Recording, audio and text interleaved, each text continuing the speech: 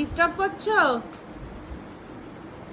হ্যাঁ, বাবাকে ডিস্টার্ব করছো এখানে দাঁড়িয়ে দাঁড়িয়ে? আকাশটা কি সুন্দর লাগছে না?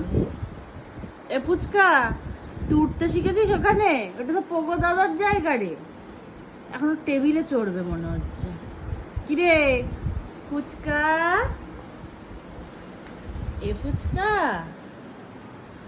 ফুচকা, কি দেখছিস? সারা দিন বিড়াল দেখার নেশায় জানলায় জানলায় ঘুরে বেড়া, মানে তাকিয়ে বেড়াচ্ছে। একবার এই জানলা, একবার ওই জানলা। আকাশটা ভারী সুন্দর লাগছে, দারুণ।